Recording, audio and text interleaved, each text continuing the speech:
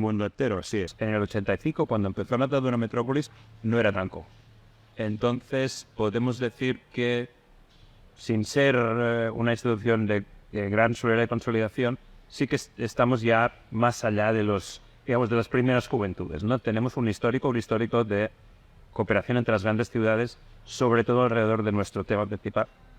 Y nuestro tema principal yo siempre lo explico diciendo que vivir en una gran ciudad tiene unas oportunidades maravillosas de empleo, de cultura, de innovación, de conocimiento, pero no siempre es una vida maravillosa. Es una vida que puede tener problemas de tráfico, de inseguridad, de polución, etcétera, etcétera. Entonces, somos una red de las grandes ciudades que se hablan sobre todo para esto, para decir, ¿cómo vamos a poder garantizar la calidad de vida metropolitana?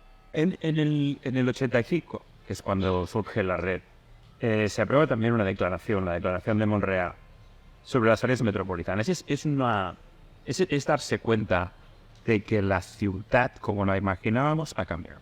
¿Cómo ha cambiado?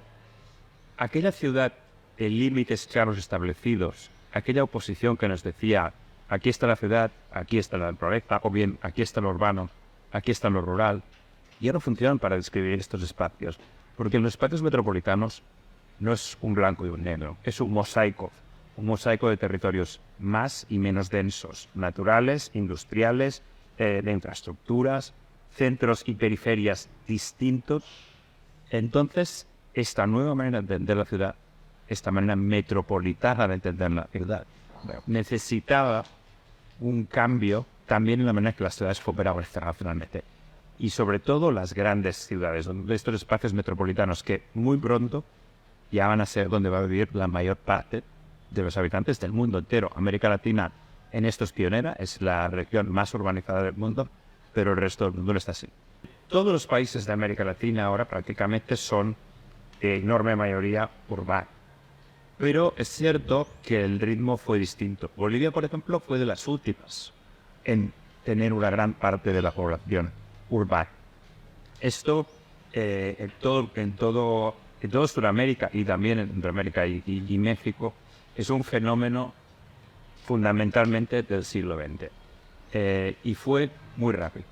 Esta rapidísima urbanización tiene un efecto muy importante, que es el peso enorme de lo que le podríamos llamar la ciudad espontánea e informal en la configuración de las ciudades latinoamericanas.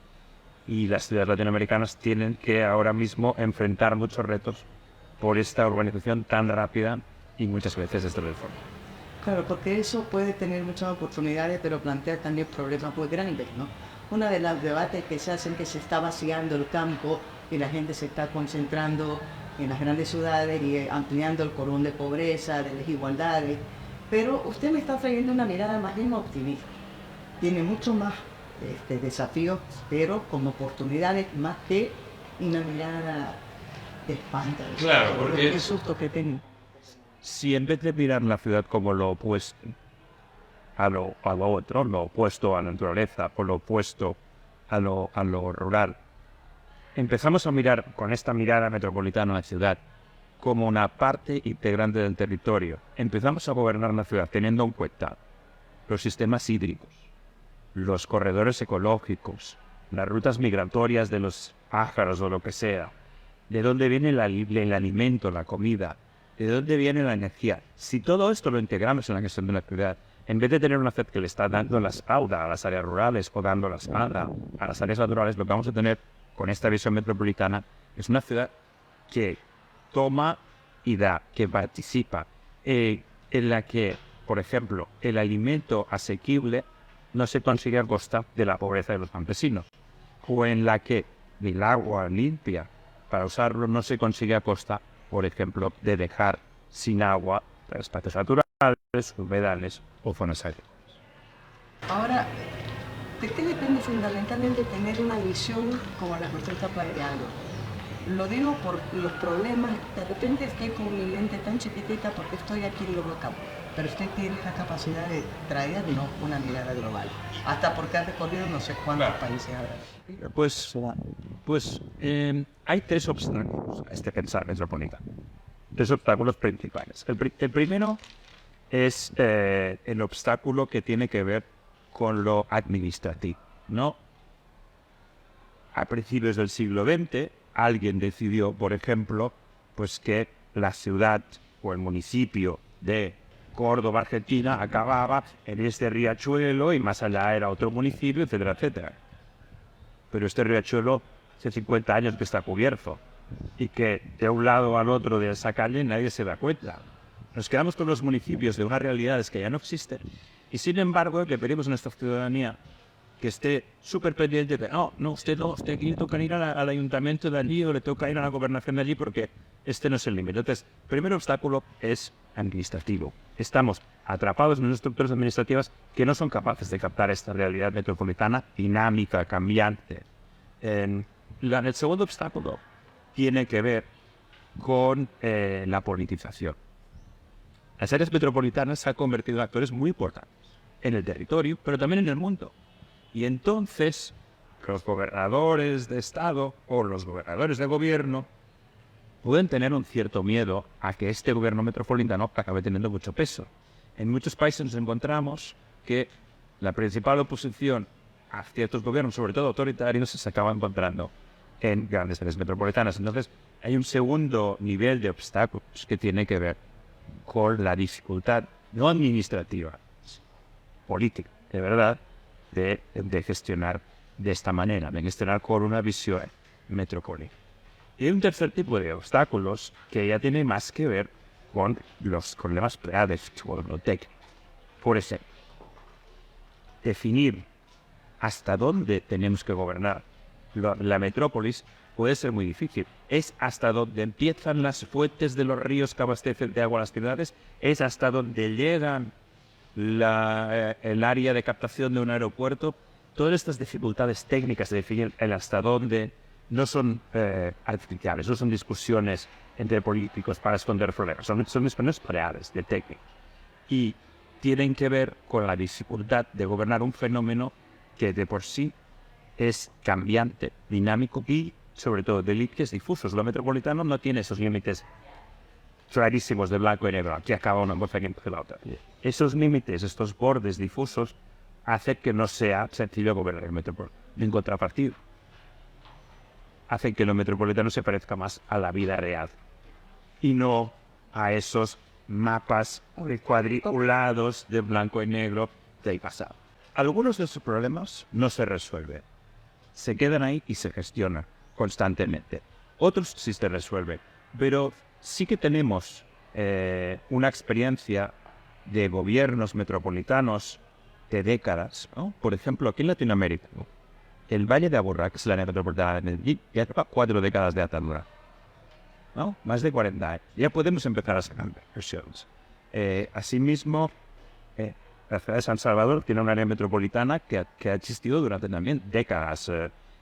Guadalajara en México, Lona en España, muchas ciudades tienen mucha experiencia metropolitana. ¿Qué sabemos de esta capacidad de gestionar este tipo de conflictos? O sea, el conflicto entre grandes y pequeños, ricos y pobres, yo quiero lo mío en mi municipio de Norotes. Bueno, la primera cosa que sabemos es que cuando hay una cierta institucionalidad metropolitana, una cierta continuidad en el trato, ahí se empieza a crear una confianza, porque bueno, igual a mí no me va a tocar el aeropuerto, pero igual sí me va a tocar el campus de la universidad, o sí me va a tocar este nuevo centro de investigación. Entonces, bueno, hoy por ti, mañana por mí, acabamos ganando. Pero para que esto pase, tiene que haber una interacción continua, tiene que haber una cierta institucionalidad.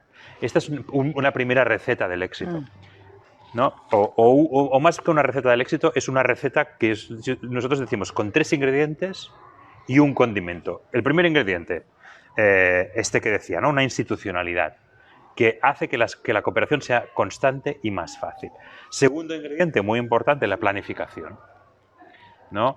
Porque estos territorios, para que funcionen para todo el mundo, no para que funcionen solo para el del centro o solo para los ricos o solo para las empresas, sino para todo el mundo, necesitan una planificación, además, inclusiva. Inclusiva, para empezar, del 50% de la población, las mujeres, que generalmente han sido las grandes ausentes en la planificación urbanística. Para continuar, inclusiva de las personas que viven en la ciudad informal. y luego inclusivas de las personas con discapacidad, inclusivas de los jóvenes emprendedores, etcétera, etcétera, ¿no? Esta planificación es el segundo gran ingrediente de este gobierno metropolitano. Y el tercer ingrediente muy importante es la visión compartida.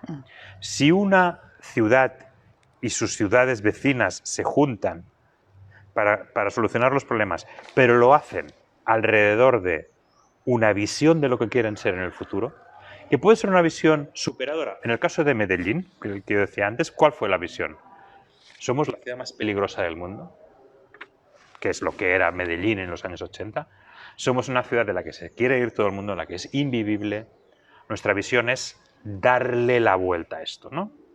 En otros casos, la visión es, pues no sé, la de Brasilia, convertirnos en el centro integrador del Brasil, ¿no? La de, pues, la misma Santa Cruz de la Sierra, pues, por ejemplo, somos el corazón de América del Sur. ¿Cómo vamos a convertir esto en nuestra señal de identidad? Estas visiones compartidas son las que le dan sentido a la institucionalidad y las que le dan sentido a la planificación. Y por último, estos son los tres ingredientes, un condimento. ¿Cuál es el condimento? La actitud metropolitana. ¿Y qué es la actitud metropolitana?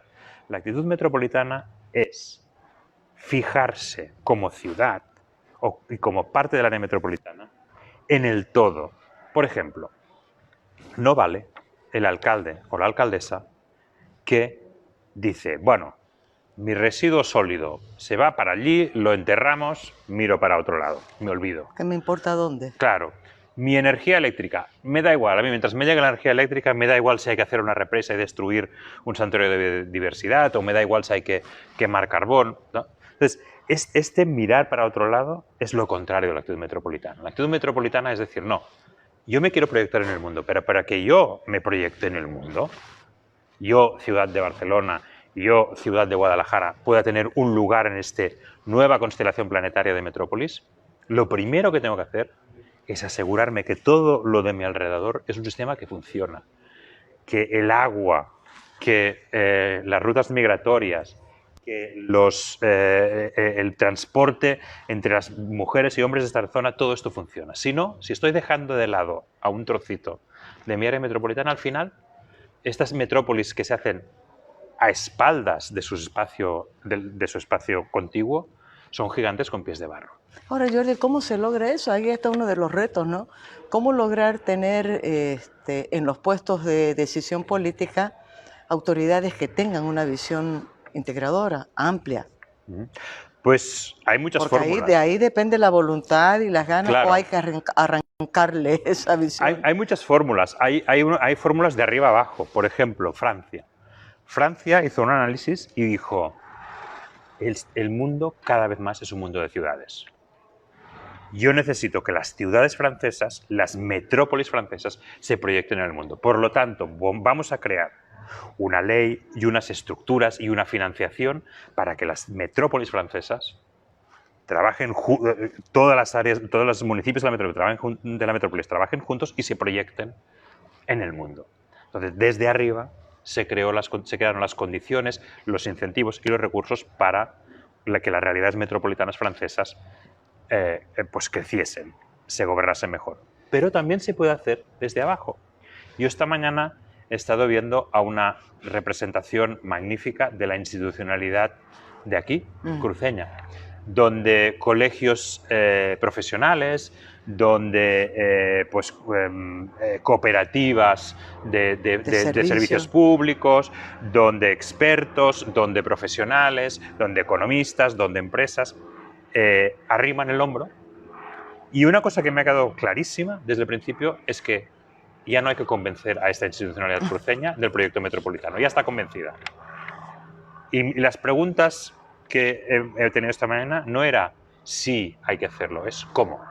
Entonces, ¿cómo se hace esto? Pues a veces se hace de arriba a abajo, pero a veces se hace de abajo hacia arriba, o de al lado al de al lado. Los alcaldes se hablan y alcaldesas y dicen, vamos a hacer esto juntos. Por lo tanto, no hay una fórmula única.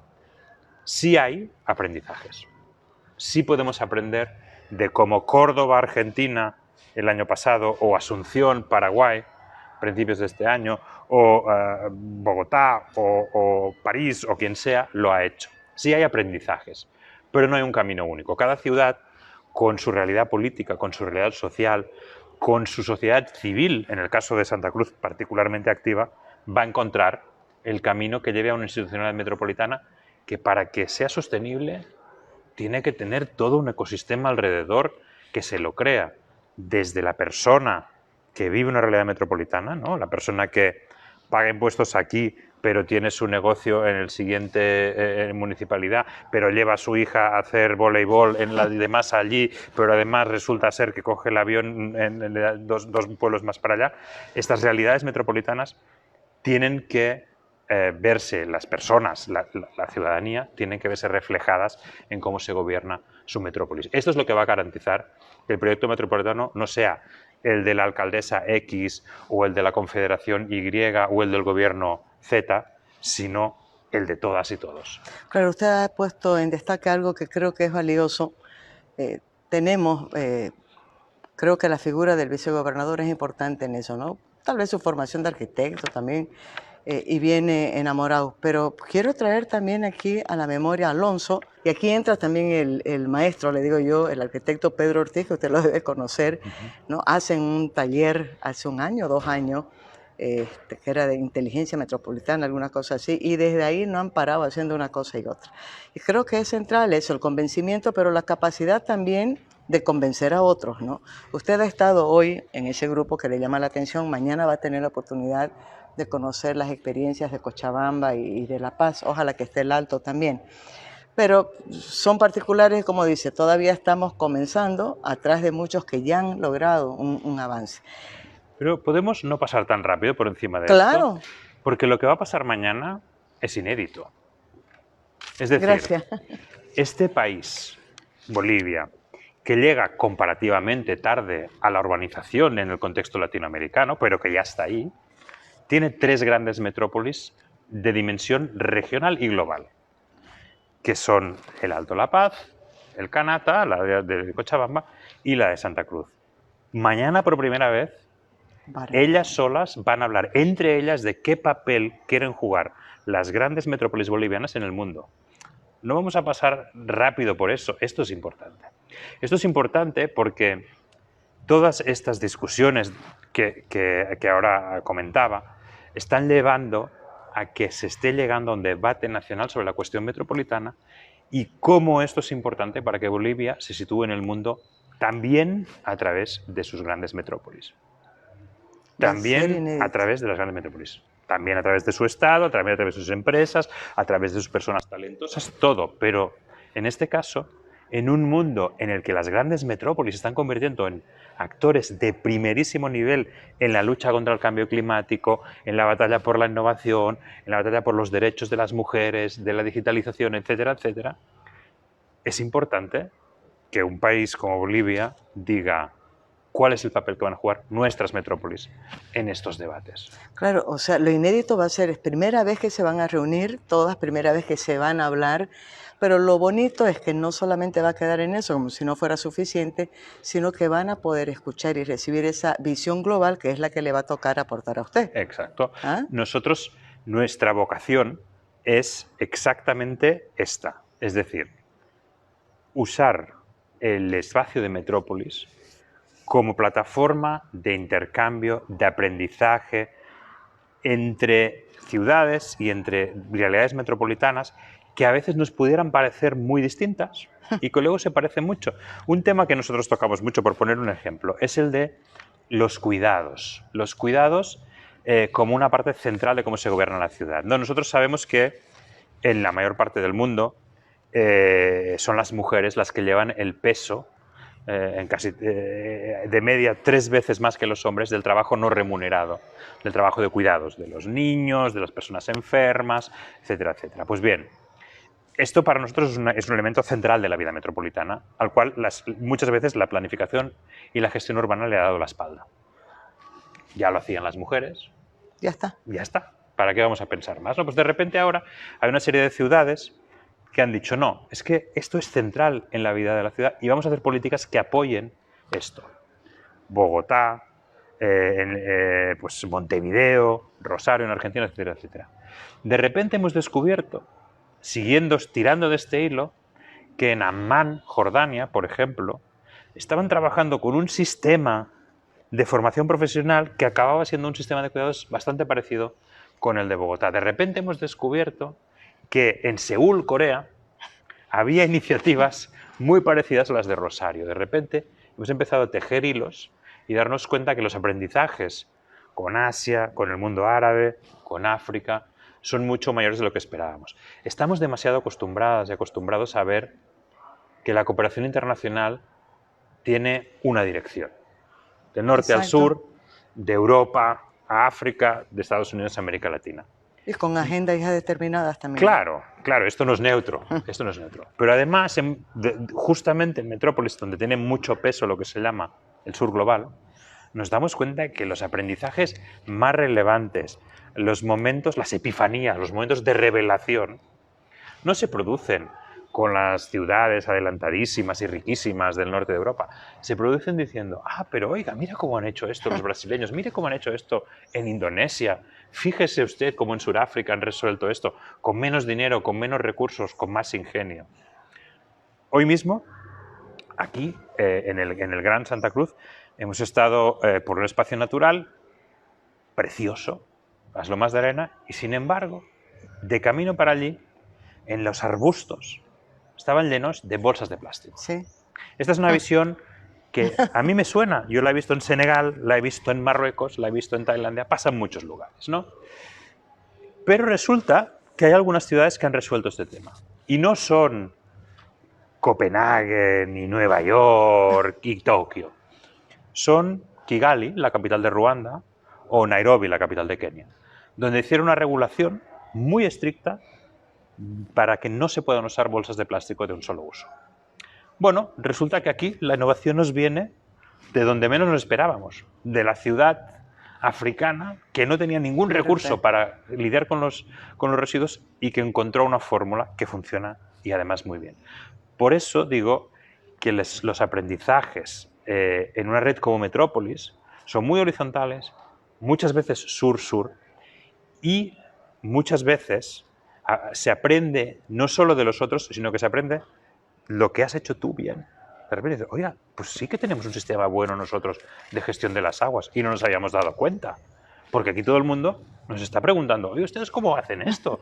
Qué buena idea. Y nos habíamos dado cuenta de que tenemos una buena solución. La solución aparece como algo muy natural, pero no se percibe, o sea, uno no lo percibe como un gran logro. También es un poco, forma parte de este marco colonial norte-sur, ¿no? En el que las ciudades del sur global se las ha enseñado a ser alumnas y no a ser maestras, cuando toda ciudad, toda área metropolitana encuentra sus propias soluciones siempre.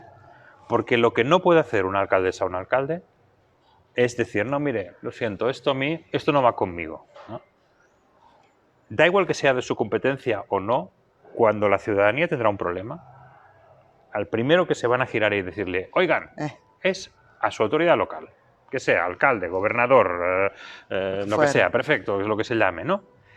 Esta realidad significa que las ciudades constantemente están dando soluciones.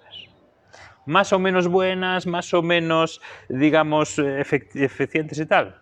Pero esto, a escala global, quiere decir que hay un repositorio de soluciones y nuestra vocación en Metrópolis es, vamos a conectar en este repositorio a todas las ciudades que se están pensando en escala mundial, que son grandes y que tienen esta visión metropolitana de calidad de vida para encontrar juntas soluciones. Claro, estoy pensando ahorita, adquiere para mí mucho más valor la red, ¿no?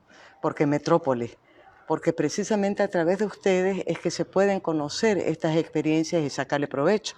Lo que puede suceder a partir de ahora con el proceso que está viviendo Bolivia con estas tres, por lo menos las primeras áreas metropolitanas, es esa, que ya hay un camino recorrido que vale la pena seguir. Ahorita le voy a entrar en detalle, pero tengo que decir Alonso Huirapoigua, por favor, maestro Huarayo, es de Huarayo él, pero vive en Porongo hace tiempo, y lo voy a nombrar también al vicegobernador para que no se me ponga celoso, el vicegobernador Mario Aguilera de Santa Cruz, por si acaso los estoy nombrando como impulsores, ¿no?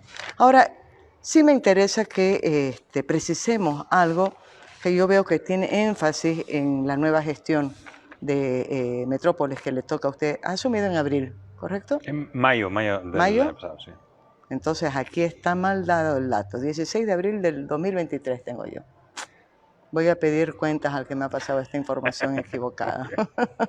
Pero bueno, está con una visión de asumir retos, ¿no? Yo he visto ahí, enumeré los retos que usted planteaba: emergencia climática, crecimiento urbano acelerado, desigualdades sociales y de género, la revolución digital, y aquí central, gobernanza, planificación y gestión, que hacen un combo para mí, ¿no? Un combo tremendo.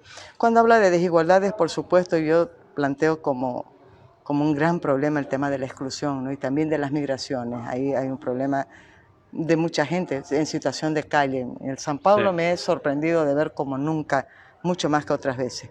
Y cuando hablamos de crecimiento urbano acelerado, también este fenómeno de la migración. Migración de campo a ciudad, pero de ciudad a ciudad también, Sí. ¿no?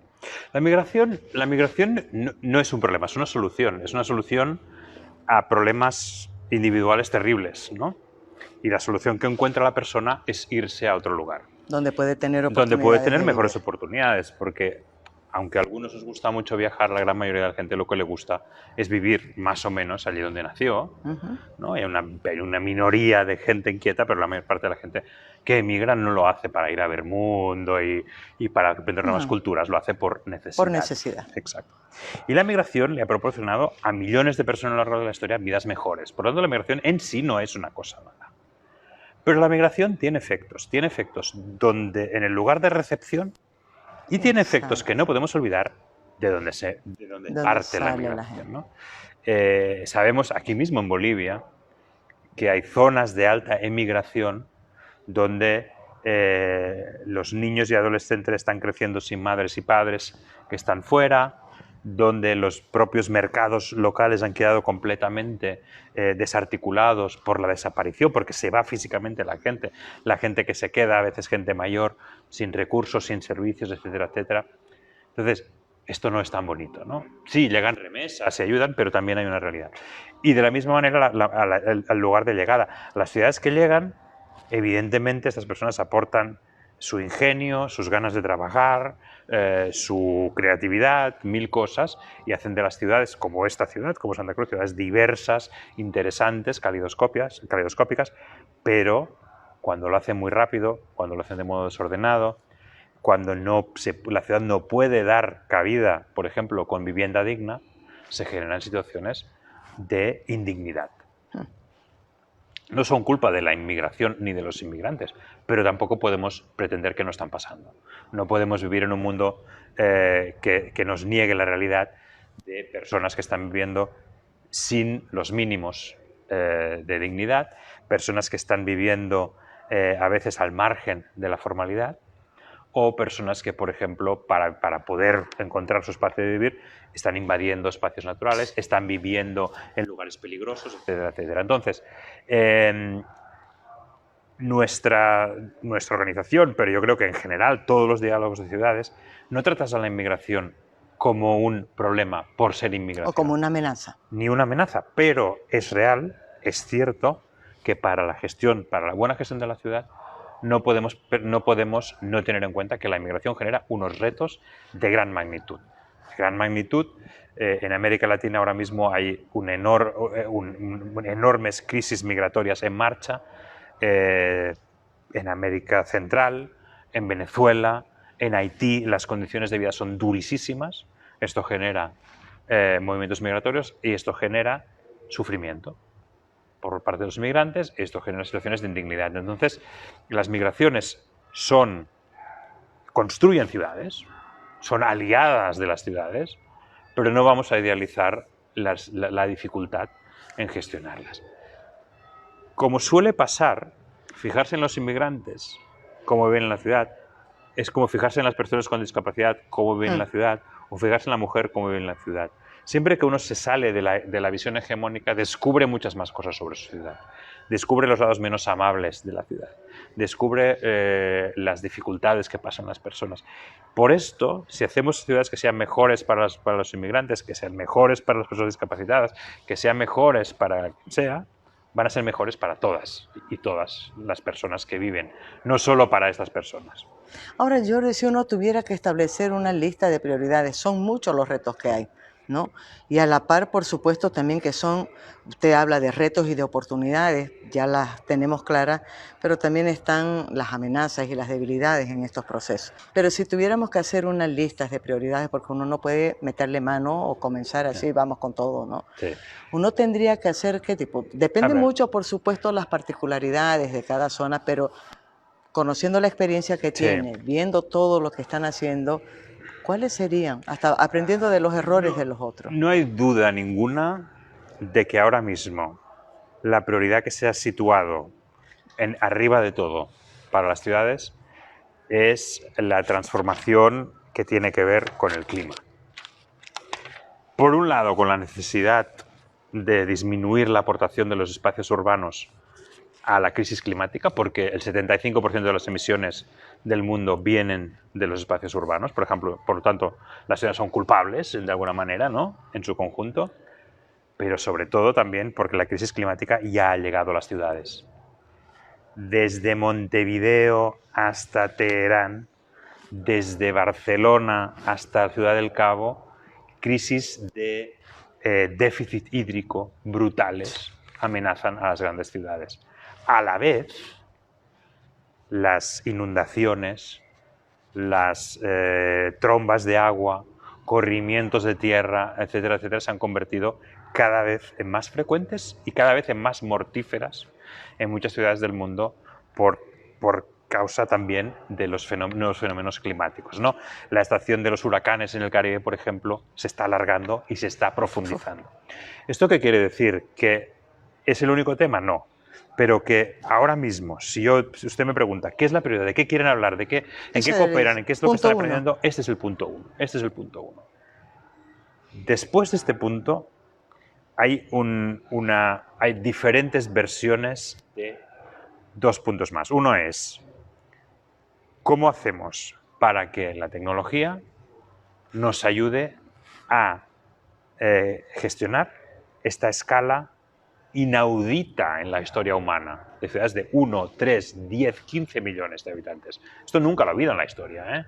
En la historia lo más que nos habíamos planteado era 1 millón, 1,5 millones, ¿no? Roma en algún tiempo más grande. Entonces de repente dicen, bueno, esto es inaudito, pero tenemos nuevas herramientas, ¿cómo las usamos? Por lo tanto, todo el discurso sobre la gestión, cómo usamos la tecnología, los datos, es otro gran tema de las ciudades.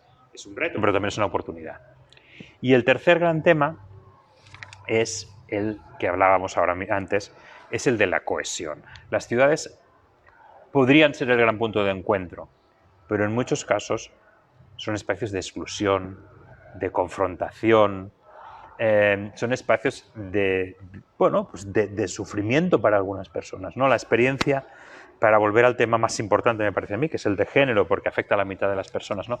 La experiencia nos cuenta que la planificación urbanística, la planificación de los sistemas de autobuses, por ejemplo, ¿no? ¿Cómo se planifican los sistemas de autobuses? Se planifican en todo el mundo, ¿eh? Esto no es una cosa latinoamericana, o europea o asiática. En todo el mundo se planifican pensando en el señor, que se levantará por la mañana, irá a su lugar de trabajo y volverá por la noche a su casa. Y entonces nos fijamos en que las mujeres en muchos casos tienen una carga adicional de cuidados y su movilidad consiste en salir de casa, llevar a los niños al colegio, ir a trabajar, luego hacer la compra, llevársela a su madre y luego volver a casa. Y esto lo hace muchas veces nadando contracorriente del sistema de transporte público, porque a nadie se le ocurrió preguntarle a las señoras de esa ciudad cómo ellas se movían. ¿Cuál es su rutina? ¿Cuál es su rutina? ¿Cuál es su necesidad? ¿Cuál es su preferencia? Entonces, esta tercera, digamos, gran cuestión, que es la de la cohesión social, pasa por empezar a mirar desde otras ópticas, desde la óptica de las mujeres, pero también desde la óptica de las personas que viven en los asentamientos informales, ¿no? En las villas miserias, ciudadelas, favelas, llámese lo que quiera, también en la óptica de la persona, pues por ejemplo del turista, la persona que solo pasa y se va, o desde la óptica de la persona que tiene problemas de movilidad, o por ejemplo un tema muy divertido que hacemos en las redes de ciudades, ¿no? hay una fundación, Bernard Van Leer, que tiene un programa que se llama 95 centímetros, que es cómo se ve el mundo desde 95 centímetros, un niño de 4 años. Entonces, de repente, empiezan a filmar la ciudad desde esta altura. Y de repente la ciudad desde esta altura da un poco de miedo. Si con ojos de adulto vemos lo que ve este niño o niña de 4 años, nos damos cuenta que la ciudad puede ser un lugar bastante hostil y bastante difícil. Entonces, poner en la manera en la que planificamos y gestionamos la ciudad todas estas perspectivas de inclusión es lo que nos va a hacer pensar distinto la ciudad. Y cada uno y cada ciudad va a pensar en cosas distintas y luego las van a compartir. Singapur, por ejemplo, donde estuve hace relativamente poco, como muchos sitios del este de Asia y de Europa, tiene un problema grave de envejecimiento. Entonces, Singapur, por ejemplo, están pensando cómo podemos hacer barrios que minimicen la necesidad de que las personas mayores acaben en una residencia, que sean lo suficientemente amables para que una persona mayor con ciertas dificultades pueda seguir viviendo en ese barrio, ¿no?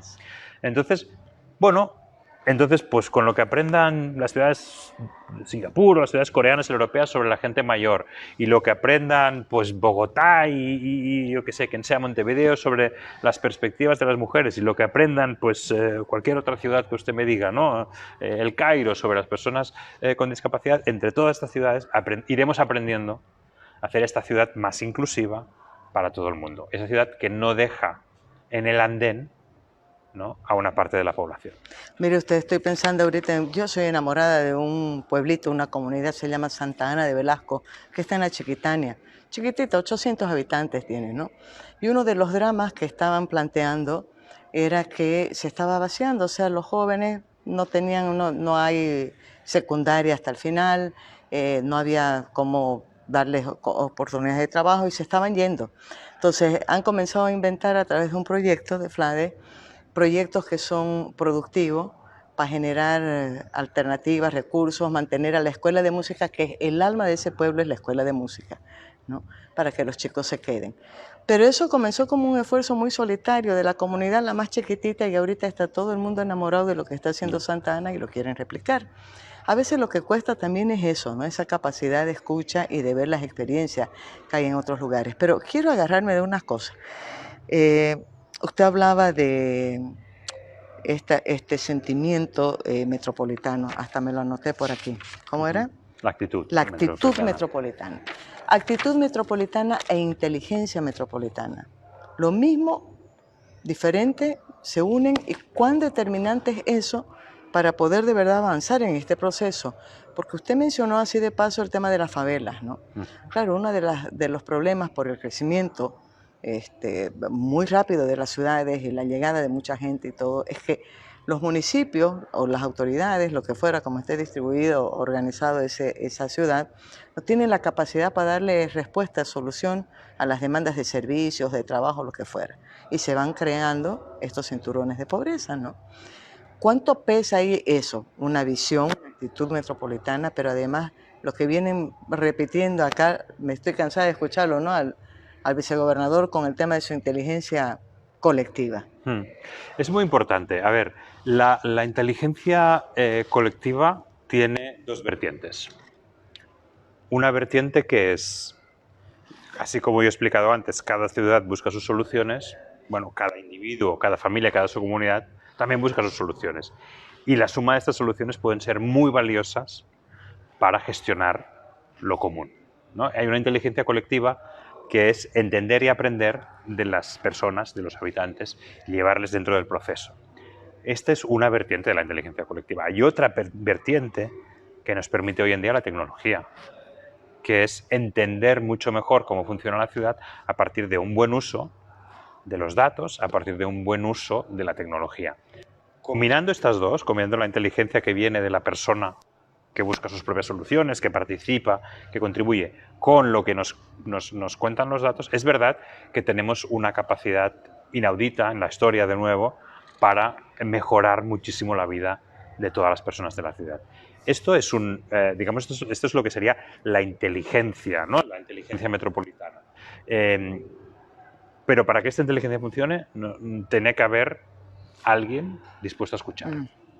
Y esta es la otra cosa, ¿no? Que es ahí es donde entramos en el gobierno, ¿no? La actitud, ¿no? ¿Tenemos a alguien que está escuchando toda esta sabiduría o todos estos datos, etcétera? ¿O tenemos a alguien que solo está interesado en defender nuestros intereses o una cierta visión o en una batalla política de, bueno, yo me da igual si esto es buena o es mala idea, pero si es idea de él, a mí ya no me gusta, ¿no? Esto a veces pasa, ¿no? Que depende de quién venga la idea, por conflicto político ya pasa de ser buena o ser mala. No la escucho. Exacto. O la escucho solo por de quién viene, independientemente de si es buena. Entonces, sí es importante la inteligencia, sí es importante el conocimiento, sí es importante la inclusividad, pero no basta. La ciudad no la gobiernan sabios, la gobiernan con inteligencia, pero la gobiernan personas que tienen que tener una actitud, una apertura y que tienen que rendir cuentas, porque si no rinden cuentas, hay otro problema. Si quien gestiona el espacio metropolitano tiene que rendir cuentas, esa persona constantemente estará sujeta al diálogo, el entender, y si lo hace mal, tendrá que dejar paso a otros, ¿no? Y la rendición de cuentas, que parece una cosa muy obvia en democracia, está un poco en horas bajas por esas Está en el papel, pero en los hechos no se da en la porque mayoría, ¿no? tenemos una polarización muy grande y que no es que la tiene Bolivia, pero la tiene Turquía, la tiene Francia, la tiene Estados Unidos, ¿no? Una polarización muy grande que hace que muchos de los debates se parezcan más a partidos de fútbol, los míos contra los vuestros, que a un examen real de lo que funciona y lo que no funciona en la gestión metropolitana. Entonces, digamos, a veces el propio juego democrático, mal entendido como dos hinchadas que se pelean, hace que otra parte importante del juego democrático, que es la rendición de cuentas, el análisis, el entender qué funciona y qué no funciona y cambiar, esté un poco gripado, por usar un símil de motor. Es un motor que no funciona. La polarización tiene sus lógicas propias. Si la gente siente algo con mucha fuerza, no vamos a negárselo, pero yo creo que una realidad metropolitana bastante frecuente hoy en día es que tenemos un déficit de rendición de cuentas que tiene que ver con esta política vociferante, ¿no? Y a veces muy poco reflexiva. Caramba, me da ganas de tenerlo un poquito más aquí en esta ciudad y en este país, a Jordi, para que vea lo que es. De verdad, no son dos partidos. ¿Cuántos serán? 2 equipos, 3, 4 disputando en el mismo campo de fútbol. Pero, a ver, para ir cerrando esta conversación, Jordi, lo escucho y voy a echar mano de la experiencia que tiene este hombre. Este hombre ha pasado por la administración pública, por los organismos internacionales también, pero ha trabajado con la sociedad civil, digo, a través de las fundaciones y de todo el sector ¿no? Son 3 miradas que se pueden complementar, pero además usted las conoce por dentro. ¿Cuáles son esos actores clave, que no sean solamente los iluminados de arriba, pero cuáles son esos actores claves que deberían de estar ahorita involucrados en este proceso para que de verdad avance y no sea solamente una cuestión que viene de arriba abajo o de norte a sur o de sur a norte, lo que fuera, sino que tenga una participación desde la base, que es lo que le va a dar al final el éxito, ¿no? Claro, aquí para que funcione tiene que haber, primero, la inclusividad, ¿no? El tener alrededor de la mesa a todos los niveles del gobierno, que esto es muy difícil, ¿eh? El nivel local, el nivel departamental o regional o como se llame, el nivel metropolitano cuando existe, el nivel del Estado y en algunos lugares incluso más allá, en el caso de Europa, por ejemplo, la Unión Europea, ¿no? Todos estos niveles tienen que estar y se tienen que alinear. Esto por un lado, pero luego es verdad que es muy importante los actores del entorno del conocimiento, las universidades, las empresas especializadas en temas de conocimiento, etcétera, etcétera, por un lado, y por otro lado, los hacedores y las hacedoras, que no son solo las empresas y los gremios profesionales, son también las líderes comunitarias, las comunidades de vecinos, ¿no? Pero las personas que están constantemente viviendo y solucionando los temas de la metrópolis. Todo esto hay que juntarlo y es importante esta inclusividad. Ahora, para que el buen gobierno, la fórmula metropolitana, además de todo esto, funcione, yo creo que aquí hablábamos antes de unos ejemplos de aquí de Santa Cruz, ¿no? Hay personas, yo más que personas hablo a veces de liderazgos, ¿no? Sí. Y tenemos que dejar brillar liderazgos muy distintos, ¿no?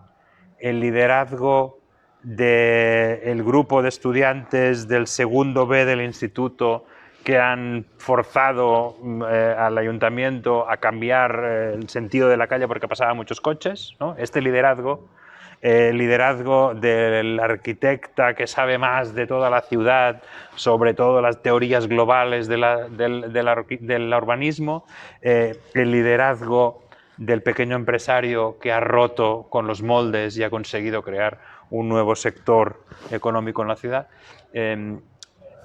Este liderazgo coral, y además, como en cualquier coral, para que suene bien tiene que haber voces muy distintas, ¿no?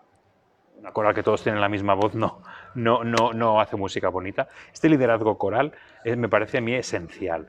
Las áreas metropolitanas, yo recuerdo, por ejemplo, por no ser tan abstractos, Río de Janeiro, ¿no? Por ejemplo, en Río de Janeiro hay una asociación que se llama Casa Fluminense, que es una asociación de asociaciones a las que juntó y dijo: todo este problema que a usted le preocupa, los trenes llegan tarde, mi calle está sucia, las escuelas son peligrosas, lo que sea, tiene una solución que necesariamente tiene que ser metropolitana.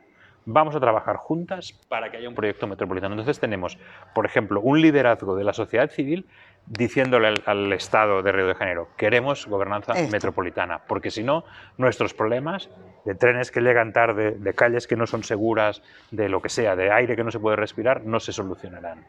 Y ese para mí es un ejemplo de liderazgo en la cuestión metropolitana, ¿no? Otro caso de líder metropolitano, pues es una alcaldesa, ¿no? Pues, por ejemplo, la de Bogotá en este momento, es la presidenta de nuestra asociación. Es una persona que ha puesto ella muy en el centro de la política bogotana un par de cuestiones, la que antes hablamos de los cuidados, o también la cuestión de las bicicletas. Y le dijo: no, mire usted, las bicicletas no son para ciudades escandinavas riquísimas. Para nuestras ciudades también son importantes. También es importante que sean seguras, porque es un medio de transporte barato, ecológico y eficiente en nuestra ciudad. Yo voy a batallar por esto, y ella se puso el casco y empezó a ir en bicicleta y construyó durante la pandemia más kilómetros de vías, de ciclovías, que ningún Copenhague, que ninguna París, que ningún Tokio o que ninguna Sydney. Entonces, los liderazgos pueden venir de abajo o de arriba, pero las metrópolis, además de tener toda esta inteligencia, inclusividad y todo esto, tienen que permitir brillar a estos líderes, a estas personas, a estas comunidades, a estas clases de segundo B del instituto que llevan esta energía. Porque al final las ciudades, las metrópolis, las hacemos las personas. Y esas personas inspiradoras, las personas que rompen moldes, son las que luego acaban haciendo ciudades geniales, ¿no? Metrópolis geniales, y hacen que la ciudad también sea este espacio maravilloso de creación, de innovación, de fusión, ¿no? de todas las cosas. Yo cuando esta mañana he aprendido que esta ciudad ha pasado de 60.000 personas a 3 millones en 6 décadas, me quedo anonadado, porque uno se esperaría una ciudad completamente deslavazada, unas cosas amontonadas encima de otras, ¿no? Porque cómo en tan rápido se ha podido hacer. Y en parte la respuesta me ha venido en la misma reunión, ¿no? Diciendo, pues porque aquí ha habido una capacidad, un liderazgo, unos líderes que se han juntado, que han arrimado el hombro, unas comunidades que han jugado su papel. Entonces, esto es también otro ejemplo de liderazgos, ¿no? En la capacidad de fusionar todas estas influencias que llegan a la ciudad, que son rompeolas del mundo, la ciudad hoy en día, ¿no? Por suerte que ha dicho bien rompeolas, ¿no? Sí, sí, sí. Va a ser un chiste bien feo. Pero bueno, no, habla con tanta pasión este hombre, ¿no? ¿Han visto? Se apasiona con la forma como está diciendo. Me gusta mucho el tono que pone. Cuando habla de Santa Cruz, ahora de la experiencia que ha tenido en la mañana, claro, algo que como lo tenemos no nos damos cuenta, pero a ver, aquí se resolvieron los temas de los servicios básicos a pesar del Estado, en función a las cooperativas. Y aquí se hizo comité para todos, comité pro camino, pro iglesia, pro escuela, pro todo. y salían de la sociedad civil, ¿no? Pero bueno, podríamos quedarnos hablando un montón de Santa Cruz. Ya me ha dicho de los actores que son clave y voy a aprovechar de colgarme de esas cosas que ha dicho Jordi aquí, porque algo que no terminan de entender los que están en los diferentes niveles de gobierno es que tienen unos aliados maravillosos en la sociedad civil que les está haciendo además el trabajo, ¿no? Aquí en el caso de la ciudad hay organizaciones muy interesantes de vecinos, pero el municipio, la municipalidad lo ve como los enemigos, ¿no? Más bien donde pueden le ponen traba. El otro día una gestora cultural le decía a una autoridad municipal, más bien saben que no les estoy pidiendo que hagan nada, hagan menos, no nos compliquen la existencia. Entonces, creo que ese es un factor, no sé si hay un rasgo común ahí, la falta de aprovechar. Sí, yo siempre digo, a ver, si la sociedad civil no es incómoda, igual es que no está haciendo su trabajo. La sociedad civil tiene que ser incómoda. Entonces, ¿dónde está la diferencia? El político o la política que no quiere que le incomoden en su trabajo se ha equivocado de trabajo. Pensar que gobernar es, ¡pam!, tener la buena idea, implementarla y ya está. No es esto. Gobernar es estar constantemente dispuesto y expuesto a que te incordien, a que te cuestionen, y a mejorar y a cambiar si hace falta, y a defender y a liderar si crees que lo que tienes que hacer es lo correcto.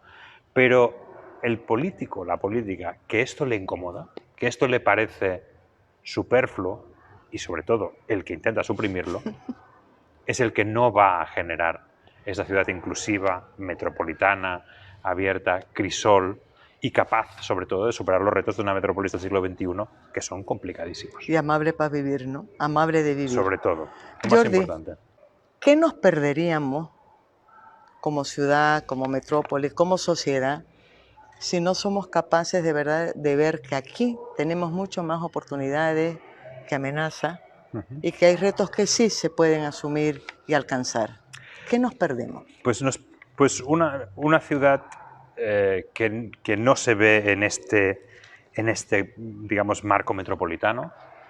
Primero, se hipoteca el futuro. Se hipoteca el futuro porque se puede encontrar con una crisis hídrica, se puede encontrar con contaminación por residuos maltratados, se puede encontrar con catástrofes naturales no previstas, etcétera, etcétera. Por lo tanto, una ciudad que no se gobierna en lo metropolitano es más vulnerable. Esto es lo primero que nos perdemos. Lo segundo que nos perdemos es la oportunidad de brillar con luz propia en la constelación global de las metrópolis. De decir, oye, aquí mi ciudad cuenta en el mundo.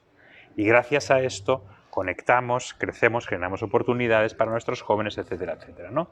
Por lo tanto, nos perdemos la posibilidad de subir, de brillar, de triunfar en este mundo.